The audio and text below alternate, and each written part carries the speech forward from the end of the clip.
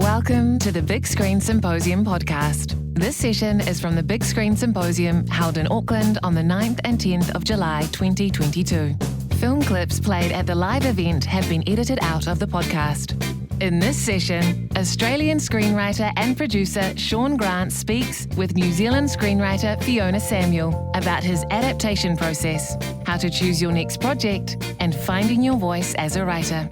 They touch on his feature films Snowtown, Berlin Syndrome, and most recently, Nitram, which was the first Australian film to premiere in competition at the Cannes Film Festival in a decade. This session is presented by Script to Screen. Welcome everybody to this conversation with Australian screenwriting legend. Right here, right now, you heard it, Shaun Grant. Thank you, Fiona. Who had his first feature screenplay made into a movie in 2010. Yes, and since then has written 6 feature film screenplays that have actually been made. So, yeah, and I should preface that, and a bunch that haven't, I should say. A bunch that haven't. Oh, yeah. Prolific, committed, determined, hang on his every word. It's a pretty incredible strike rate, and it doesn't come from nowhere. There will be 3 clips that we will watch interspersed through the session because there are 3 films that we're particularly focusing on. The first is Snowtown, which was Shaun's first feature, directed by Justin Kurzel. A bit later on, we'll look at and talk about Berlin Syndrome, which was directed by Kate Shortland. And last, but by no means least, we will look at and talk about Nitram, again directed by Justin Kurzel. It was released 2021. Last year. Yeah, tricky time for a film release. But the lead actor, he carried off the top acting prize at the Cannes Film Festival, and you will see why. So we will be watching those clips and talking about those clips, and we will be returning throughout the session to the theme of adaptation because Shaun's screenplays are adapted from books about real-life events and also the middle one, Berlin Syndrome, from a novel. So he's come at adaptation for the screen by more than one road. Just before we kick off, can we do a couple of shows of hands? Can you raise your hand if you are working on a screenplay right now? You're writing a screenplay. That's great. And can I see hands from producers who are looking for screenplays to turn into movies? I feel like this is speed dating now. Not we should quite introduce so them. many, but and writers, you know that there are only a few of them, so target them madly over lunch. Okay, without further ado, we'll jump in. Shaun, the first thing I would like to ask you about is the inciting incident in your life as a screenwriter, because all the manuals tell us that the story kicks off with the inciting incident. So tell us about yours. Mine, very, very clearly remember mine, in that I always wanted to be a filmmaker from a very young age. I fell in love with it. I grew up in a small country town in Australia, and my father was a publican, and we had a motel rooms out the back, and we had a video store attached to it. So I was that kid who would work the video store and video store geek, pretty tried and true formula. But when I went in to go to college, my mother said, "What do you want to be?" And I said, "A filmmaker." And she said, "There's no money in it. Don't be stupid," because she's Scottish and miserable. But also partly accurate sometimes, but so I didn't. I got a sensible job, and I was a school teacher through much of my 20s. And then this one night was my inciting incident where I'd done teaching for 8 and a bit years, and I describe it as an itch that had to be scratched. I had to at least try. So I quit my career, went back to film school, and on this night, it was a Friday night, I had put my 2-year-old niece to bed. I was babysitting in my brother's home, and the power went out. And I had nothing to do. I couldn't watch a movie. I couldn't watch sport. God forbid I had to read a book. So I lit a candle and I did just that. My brother is 6'6", covered in tattoos and only reads true crime. So it was all serial killers everywhere. And as I tell my American friends, they're winning, by the way. It was 95% Americans. And then there was one book called The Snowtown Murders. And I read that book by candlelight just because the power went out, and it changed my life. I read it around chapter 5. I recall the opening sentence was something along the lines of Jamie Vlasakis was born December 1979. We were a few months apart. And I did that thing in my head like a bad TV movie where if we were swapped at birth and if I had lived the life Jamie had and he was abused from a very young age by several different people in his community and then met the one man he could trust happened to turn out to be Australia's worst serial killer. And I thought if that was me, would I have killed 4 people that he did? And the answer scared me. Yeah. And I went, that's an interesting situation to put an audience. So I set about writing this film. I knew no one in the industry at all. I wrote it on weekends because I was teaching. I was still part-time teaching, that's right, and I was studying at the same time. And then I went about cold calling. I watched movies that I liked, Australian films. I wrote down producers' names. I cold called 4 of them. I think it helped that the title was Snowtown and it was an event that they knew. I explained, I'm nobody, but would you read it? And they all did. And they all loved it and said it was amazing work. They all met me for coffee. 3 of them said it was too dark for them to spend the next, I think they say it takes about 7 years in Australia to get a movie up. 7 years in, I understood that at the time because it had taken a toll on me as well. But one producer said, let's do it.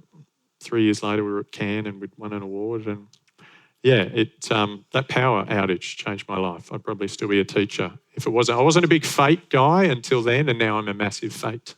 Yeah. I think the universe dictates when and where you're supposed to be. Yeah. The universe may have delivered the power cut, but what I love about this story is what Shaun did next. That he optioned the book himself. He wrote the screenplay himself on spec. It's a huge commitment of energy and self-belief, but it put you so much on the front foot because you had something to offer people. Well, it's funny enough, I hadn't, and then took me 10 years to write another spec script because I got quite busy. Yeah, and you get real jobs from the spec scripts. Yeah, and you always write, there's something about being paid to write, which is a little bit easier than not. But Nitram was my next spec script. It was when I had a break. It was the one Christmas I overspent. I've lived in Los Angeles a number of years, but I'd always come home for Christmas. But it was the one that my wife and I didn't go home for, and I had a period, and I'd had this idea in my head for 10 years, and I finally sat down and wrote it. How long did it take?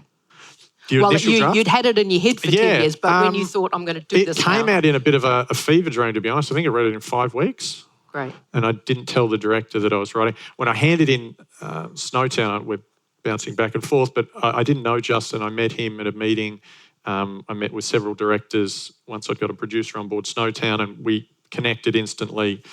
And then after developing Snowtown and sort of handing over and the shoot had finished, he was like, I really enjoyed this experience. We should do it again. Is there anything else in that head of yours in this kind of world? And the Port Arthur tragedy was something that had stuck with me from the moment it happened. It was, it shook my country's core. And I said Port Arthur, I said, I don't know how I can tell it, but if I ever do, I'll let you know. And then 10 years later, I had this 5 weeks of just doing it. I never mentioned it. We never spoke about it for a decade. And then I texted Justin and said, check your inbox. And it was there waiting for him. And again, very quickly later, we were fortunate to be at Cannes again. So I should write more specs, shouldn't I, really?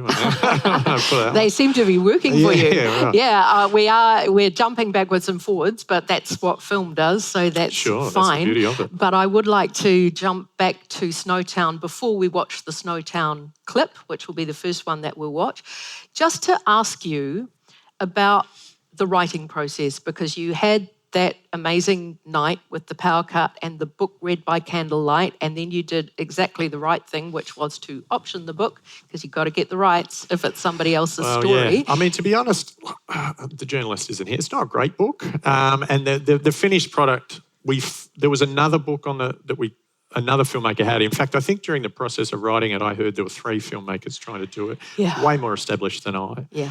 But I was just dogged. I was a dog at a bone. And I always say to writers that ask me, should I do this project? Should I do that? And I say to them, because I'm a pessimist, I'm a worst case scenario kind of guy. And I think if the worst case scenario is no one reads it and it goes nowhere and you've still got something out of it and that doesn't scare you, then do it.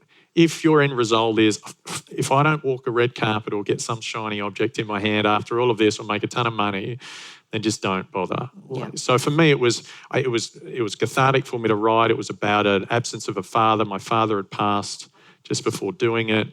So I couldn't lose, if you put, and that's the only specs I've ever written where I just have to do it.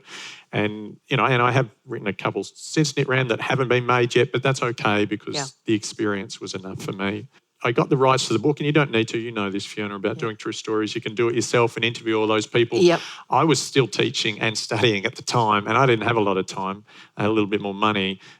So I just thought that journalist had followed the case for 3.5 years. If I could, had any questions, I could ring him. So it was more just to have someone to speak to. But I know it's a huge question, but I'll ask it anyway, which is the how of writing a screenplay. Like, you've got the idea, more than the idea, you've got the story, at least the journalist's version of it in the book. Yeah. What are your steps from there, from idea/story through to first draft screenplay? What are the development stages for you, and anything about your process you think might be helpful to all these writers? Well, I think particularly with true stories, first, to me, the two most important things when writing anything is point of view and theme, or what you're trying to say. So with Snowtown, I got a book, but these books, it was your stock standard true crime. There's a million podcasts now where they just go through the facts. Yeah. And you could do that version and that's fine, but it doesn't resonate with me. I'm all about story and character, and a character's POV is everything. So I remember Justin got the script delivered to him and it sat on his desk, his bedside table for 2.5 weeks, and he didn't look at it because he just went, that's impossible. You can't make a movie about that subject. It's too grim. It's too all of this. And then when he started reading it, he went, oh shit, he's done it. And the only reason he said that was because of the point of view.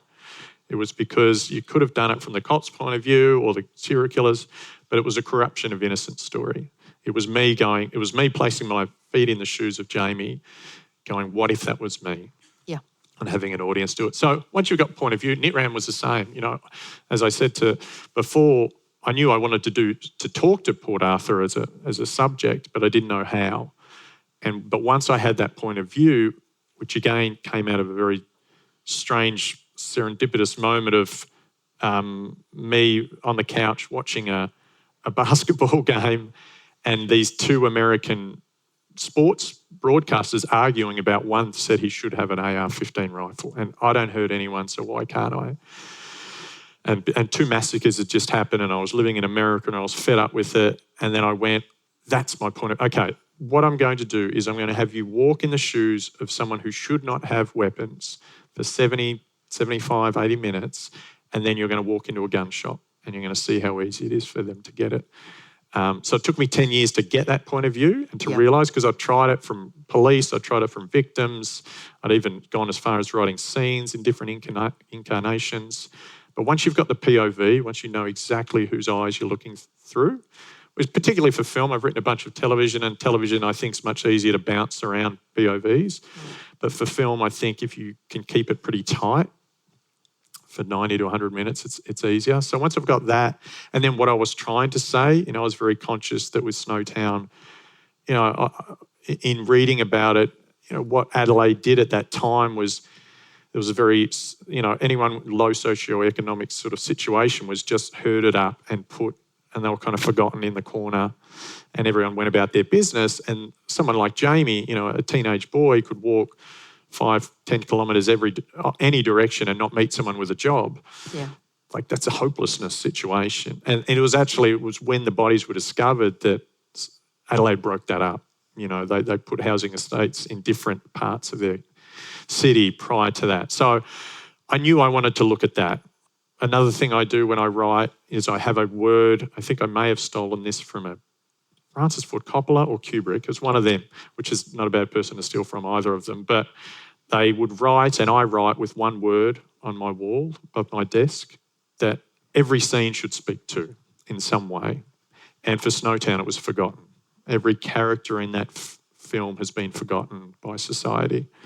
So once I've got my theme and my word and my point of view, then if it's an adaptation of a novel or even if it's a non-fiction or fiction novel, typically what I do, particularly with fiction ones, like Berlin Syndrome, is I will read it the first time and not take a note. I just feel it.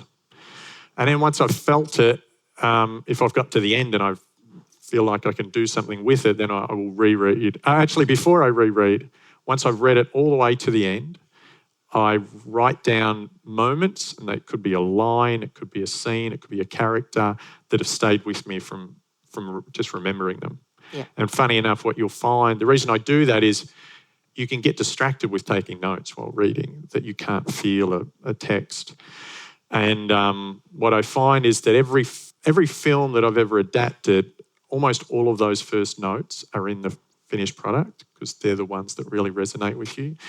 So once I've done those notes, then I go back and reread and do much more detailed notes. And once do you start making an outline in chronological order, or do you jump around within the story? I'll take notes, and then once I've read at least 2 to 3 times, I begin to sort of card things out. So I'll make the decision whether it's chronological or whether it's jumping back and forth in time, or sometimes the text itself does that for me. Once I've got enough cards, in my head, it's somewhere between 40 to 60 where I feel like I've got enough scenes to create a film. Then I'll start that dreaded treatment, which I'm sure writers here, if you're anything like me, probably don't love writing, but I do it nonetheless.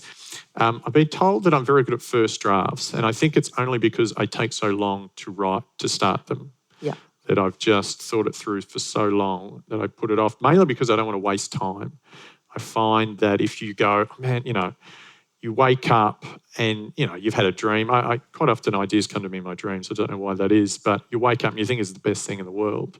And you just jump in and you're smashing 50 pages. And then by the end of the week, you're like, oh, that's rubbish. What a waste of time. And when you don't have time to waste, and, I'm sure none of us really do, I think it's better to let them marinate. So maybe not 10 years. Nitram was probably a bit longer than you'd want to do, but I keep what I call, I'm a tragic sports fan, so everything comes back to sport, but a ladder. I have a ladder of ideas on my computer, and they're kind of in position from first to last. Right. You might have 12 or 14 or whatever. And what's been beneficial of working a lot is that I hadn't been able to get to those ideas. So what you inevitably see is when you first have them, they're right at the top of your ladder and they're the best team going around. And then weeks, months, years pass and they're down the bottom and you're like, oh, that was kind of frivolous. But the ones that stick with you, like Nitram did, like that what I didn't quite know what it was, but it was always up the top. If it's still there after a long period of time, you're like, okay, now I'm going to really spend time on this because I think it's got legs. Yeah, so I'll do the treatment. Treatments, I think, help to try to craft the story from beginning to end. However, I hate writing them. So what quite often I do is I will write a scene. So, I may get to the point like the gun shop scene, we'll see later, but in the treatment, you'll get there and then I was like, I just need, because I do think it's very hard to tell a story without having the voices of the character. Yeah. So sometimes I'll just stop the treatment or even stop carding. It might even be that early and just write a scene. So I go, I know this, I can do this voice is in me. I think that's really important.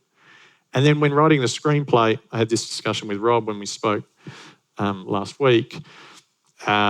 he asked me if I bounce around in scenes. And I'm like, no, I refuse to do that. I'm very chronological because I know I will go to the easier scenes to write. Yeah. And I will put off the harder ones. So I'm very particular in going in order. If I get there and if it takes me 3 days of staring at a screen and not writing, I will not skip a scene to go to the easier one. I will continue on. Right. And that's just me because I know I will. And you just have to do it. So I go very chronologically when writing the screenplay. We're going to watch a clip really soon, but I just want to ask one more question about treatments because, I think a lot of writers do dread them. I dread them. There may be a lot of people in the room who dread them. Yeah. But is that where you nail your story at treatment stage? Like you don't jump into your draft until you've walked through the whole narrative in your treatment. And here's a really nuts and bolts question. Is there a ballpark page length to your treatments? No, there's not necessarily. I mean, like if I do a very early one, like a pitch stage when it's just, I think they're probably 4 to 5 pages. But when I'm really, and that's to go, is this an idea? And I'll show it to people that I respect and they'll go, yeah, there's something in this. And then I'll do a proper one. And my proper ones would go from 17 to 30, like pretty in depth. Not that I'm a frustrated novelist, but, I do get into the prose quite heavy in that sort of version of the treatment. But I always think the more work you do, it's just going to make the next part so much easier. Like I lift prose from that and put it in the big print of my screenplays and things like that. I'll write the treatment in final draft, so it's there. I'll put in dialogue passages in it that I can then just sort of cut and paste in. So I think that the more work you do early, the easier it will come. And I think that's when people read a first draft of mine, they're like, oh shit, that's actually fairly fully formed. Yeah. Good. I'd like to now show the first clip. This is from Snowtown, Shaun's first feature. Afterwards, I'll ask him about why he chose the scene and what the scene is doing. But let's just watch it cold. A sequence of approximately 4 to 5 minutes from Snowtown. You like snow peas?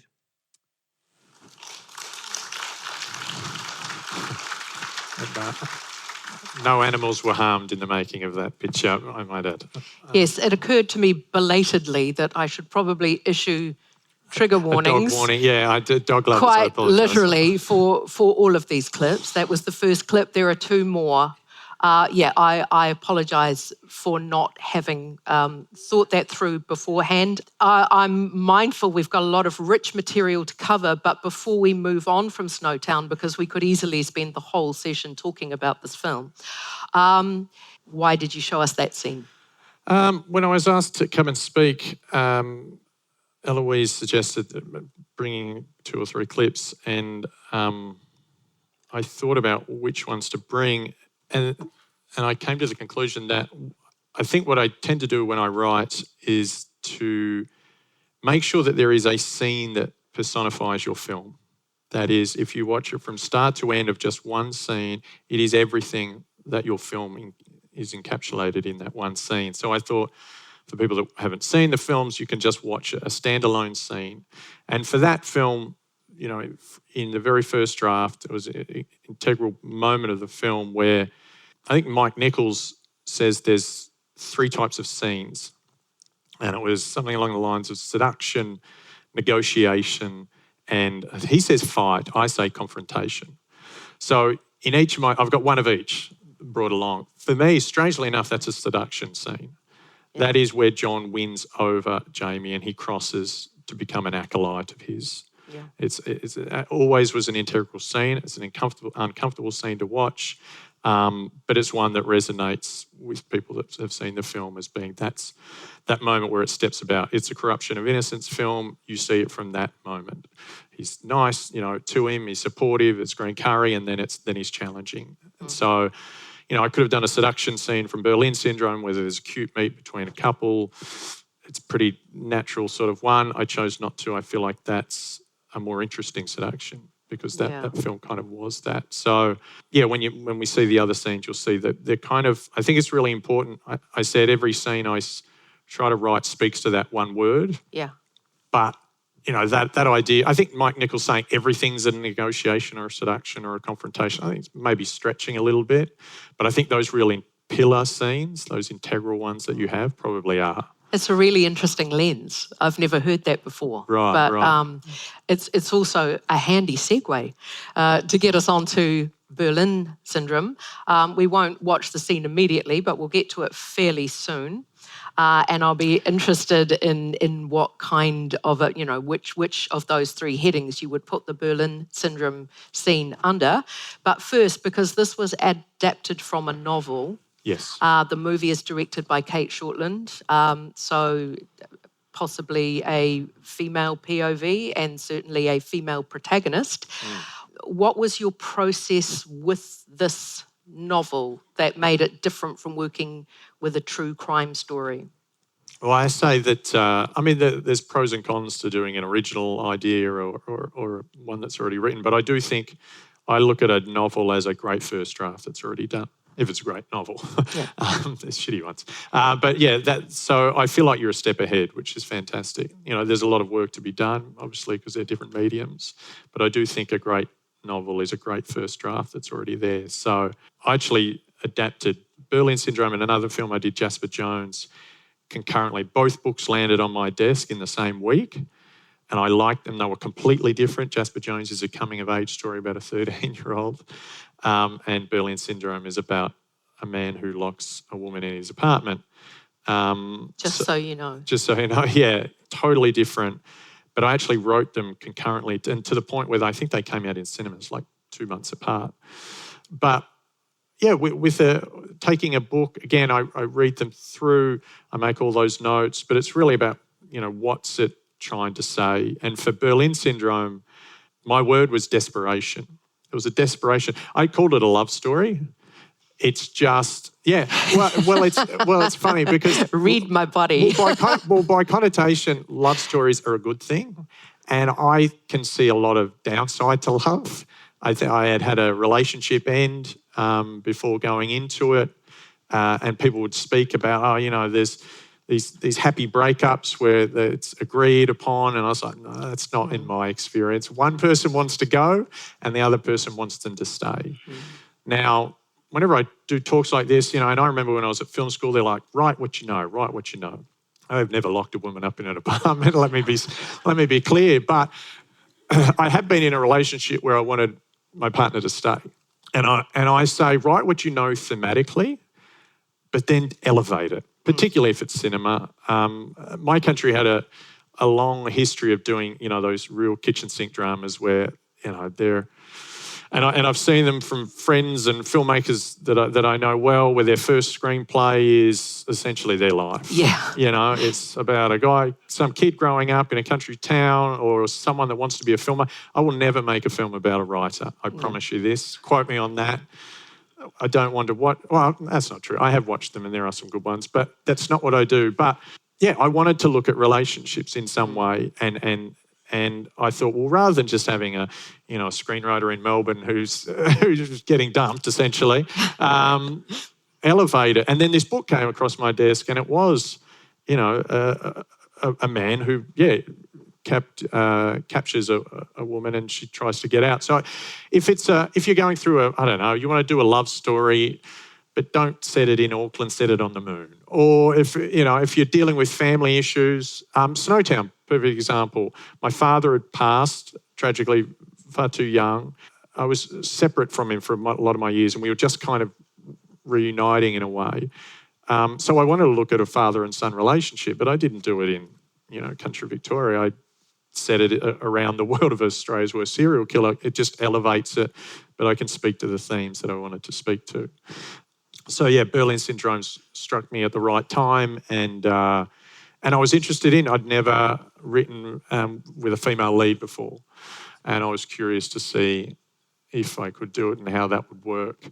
And I was very fortunate that we had some of Australia's best actresses audition for the role and just love the screenplay and desperately want to be a part of it. and Teresa Palmer played the role in the end, and made what was just and it was also a very tight thriller, quite contained. Yeah. We shot it. We built the apartment, the interior in Melbourne, but then we shot exteriors in Berlin. Right. And it was quite it's more of a conventional thriller than I guess some of my other work. And I was interested in leaning into a genre at the time to do that. All right. We will now watch the second clip from Berlin Syndrome, but before we do, you've heard about the content. There's a woman being held in an apartment. There's violence. There's probably sexual content in the clip. I don't think there is in this. Oh, okay, maybe not, but yeah. it's No heavy. dogs harmed. It's an entrapment situation. That's the guts. So if you'd like to step out, now's the time to make you move.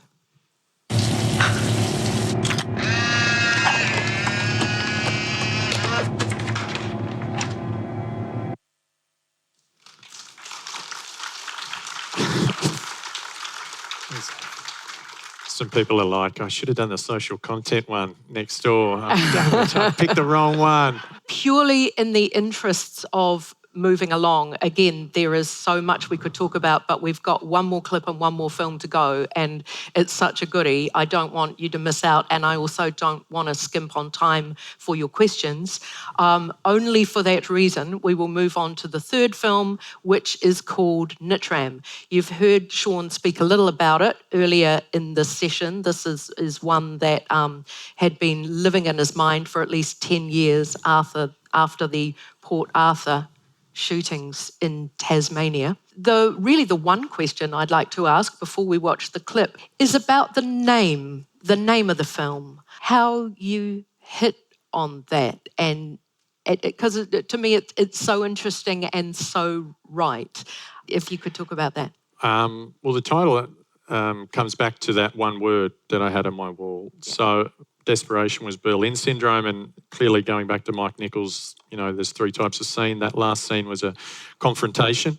But for Nitram, the one word I had on my wall when I was writing it for those crazy 5 weeks in Los Angeles was identity. To me, it was about identity. It was about an individual who's floating through life trying to find a place where he fit in.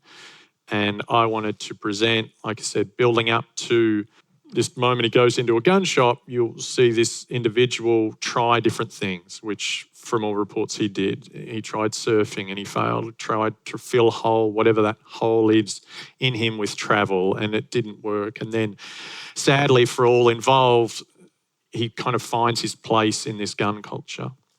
So it was about identity. So I was interested, I still harbour some regret, funnily, about calling Snowtown, because Why? The murders didn't necessarily happen in Snowtown. They were placed in barrels and put in this small town called Snowtown, which gets all this grief as being this, murder capital. And it didn't happen. It happened in a suburbs of Adelaide.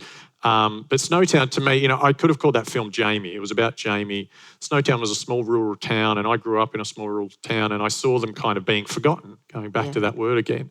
So it was kind of that town represented Jamie more than that's where the murders took place. It also sounds like No Town, and there is actually a place in New Zealand called No Town. Oh, really? On the west coast of the South Island. Well, Snowtown, people were expecting, I don't know, Cuba Gooding Jr. and dog sleds or something. So there was some very different, I remember a classic, there's a really terrible murder in the film, and there was a scene where and in a theatre in Melbourne, these old women walk in and this young man's being strangled to death violently, and then there's deathly silence in the audience, and one of the women's goes, this isn't, what is it? This isn't Water for Elephants, I think was a film coming out with Reese Witherspoon.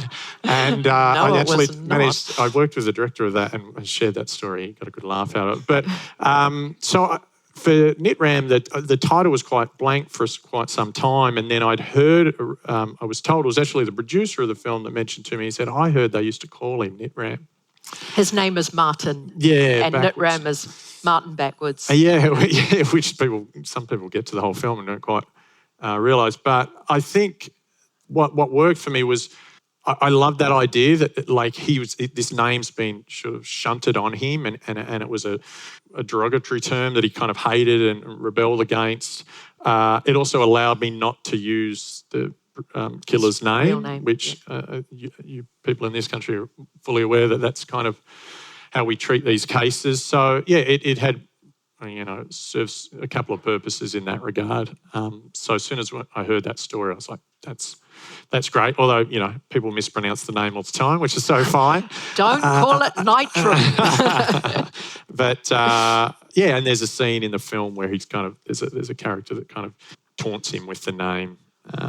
I thought it said a lot about the character. But honestly, it was just born out of a frustration. There was a supermarket my wife and I would attend where a shooter went in and started shooting when thankfully we weren't there, just down the road from where we lived in Los Angeles. And I was just completely fed up of, and they would always raise Port Arthur as being, Australia did this. And it would be on every talk show host would say it, and then nothing would come of it. It was really, really frustrating. So it really came out of, this was my anti-gun film, which is funny because I got a lot of flack for giving the voice and the POV to the killer himself. But to me, it was the best way to do an anti-gun. Like, I've seen anti-gun films in the past, which are, Jessica Chastain at the front of a courtroom, on a soapbox talking about that. And I was like, you don't feel that.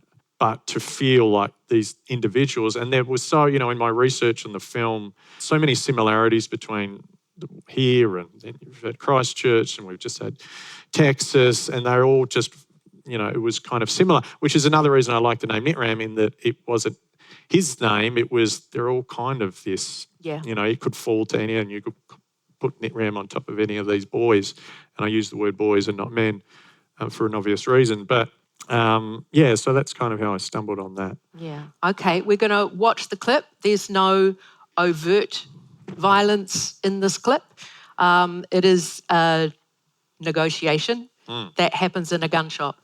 And it's also, it's an absolutely pivotal scene in the film in a tragic way. But it's really worth remembering when you watch it that you've spent 70 odd minutes walking in the footsteps of this character, the title character, Nitram. You spent a lot of time with him, seen him in a lot of situations by the time he gets to this place. But it is an absolute turning point and a terrific scene.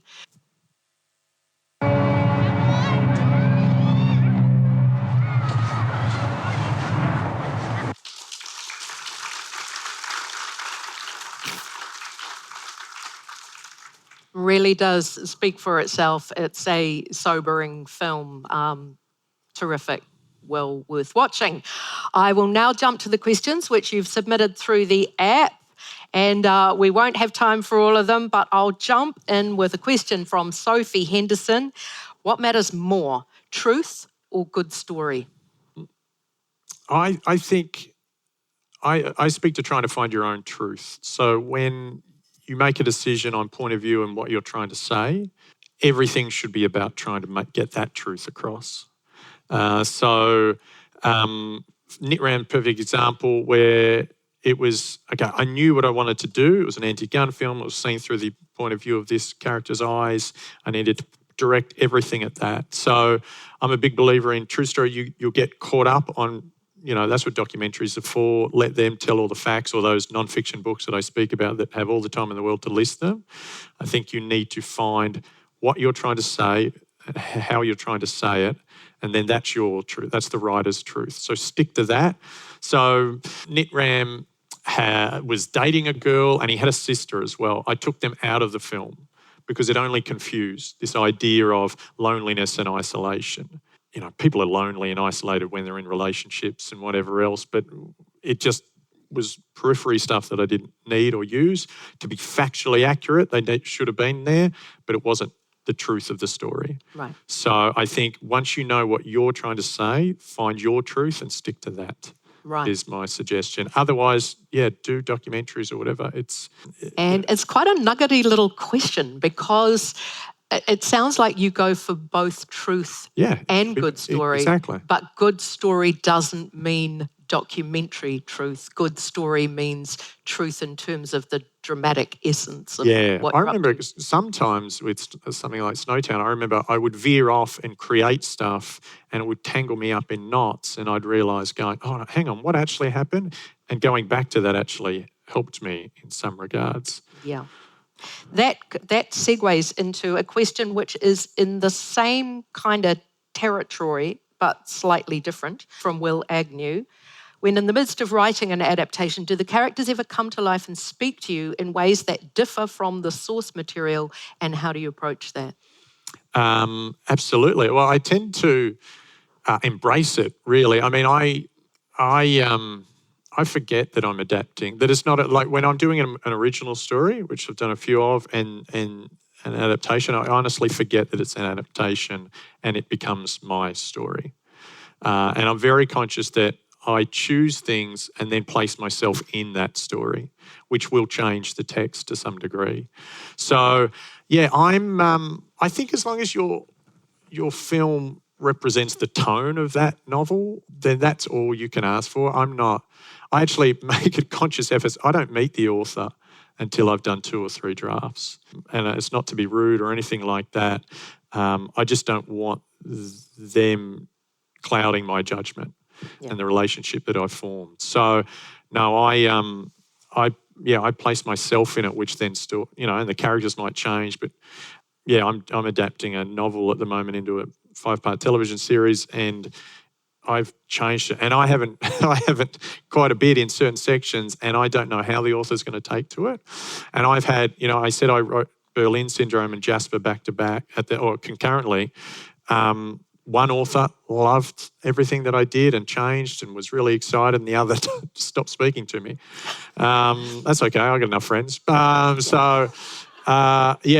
just, I try to make the best screenplay I can, and if that means changing the text, then I do. Right. Cool. I'd like to ask this interesting question from Nadim Wali. How is your relationship with film cliches?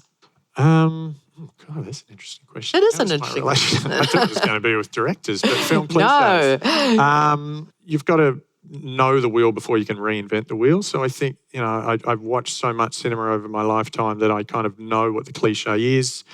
And I think it's important that you do. And if you can flip it, I think that's the best thing you can possibly do.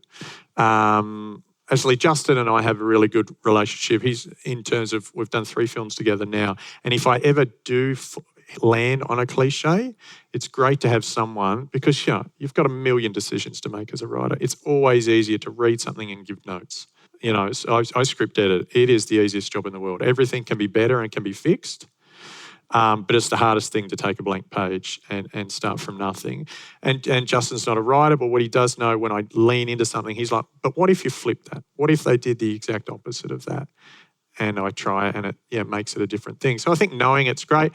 It depends. If it's I make most of my work is what one might consider art house, and I don't have a $100 million budget, so I can push the boundaries and flip cliches. And if you've invested $100 million, you might want to lean into them because they're cliches for a reason. People respond to them. So I tend to avoid them, but that's probably why I'm not as wealthy as I would like to be. But anyway. Speaking of money, here's a money-related question from Richard Goodwin, which is, adaptation feels prohibitive for beginning writers because of the cost and legal knowledge required to obtain the rights. Any tips? And because this is exactly what Shaun did do as a newbie writer, he is very well qualified to ask this important nuts and bolts question as regards adaptation. So, what are your tips for new writers regarding cost and legal knowledge and obtaining rights? My first tip would be, I'm not sure how the guild works here, but we have an Australian Writers Guild. When I was studying filmmaking, I joined it very early as like a student member, which isn't much money. We do. I'll just jump in because I happen to be the co-president of the New Zealand Writers Guild. There you go. We are here to help you with exactly this kind of question. And if you are an uncredited writer, just starting out, student, there is an associate member's rate, which is very affordable. So yes, that resource is here for you, and we're on the net. Yeah, I plug Back to you. guilds all the time, so I'm happy to plug yours. But yeah, I'm in the American Guild and I'm in the Australian, and with Snowtown, they actually assisted me. There was a template contract. I didn't have a lawyer. I had just enough money to get the rights, I guess. And Can you remember how much that was? yeah, I want to say it was not much. It was because, it wasn't the Da Vinci Code. I mean, there's certain books you can get and certain that you can't, but maybe it was $3,000 and I had 3 years. And what I liked about it was that it gave me a deadline. I think I embrace deadlines. I think they're really essential I don't think I've ever missed a deadline. I always say that it's not the best it can be, but it's the best it can be on that day. So just to deliver it, and then, it's a work in progress. Like I write ADR, I'm writing lines after the film's already been shot. Like it's a continuous process. So just to deliver it. But yeah, it's harder, definitely, I think. And nowadays, when I started 12 years ago or whatever, it was easier. Now there's so much content that things are being bought at manuscript sort of levels. So it is trickier to get. You've got to find something that's a little more obscure. As I said, the book that I actually wanted was already gone, so I got I would say a lesser of the book, but that's okay because I thought I could bring enough to it that would make it worth my while. But yeah, that's a fair question. Yeah, it is a really good question because basically if you're basing your screenplay on somebody else's material, you can't just go ahead. It is a crucial issue to sort from the go. And because Shaun sorted it right at the beginning, it started his whole career. There is so much more we could talk about, but we are in our final 47 seconds and counting down. So thank you for your rapt attention, and thank you, Shaun, for sharing so many thoughts and insights with us. Thank you. Check out these films. They really are terrific. Thank you for being here. Thank you. The Big Screen Symposium 2022 is brought to you by Script to Screen. We are grateful to our event partners, the New Zealand Film Commission, New Zealand On Air, AUT, Images and Sound, and Te Māngai Pāho. Voiceover is by me, Anna Corbett, and music by Poddington Bear.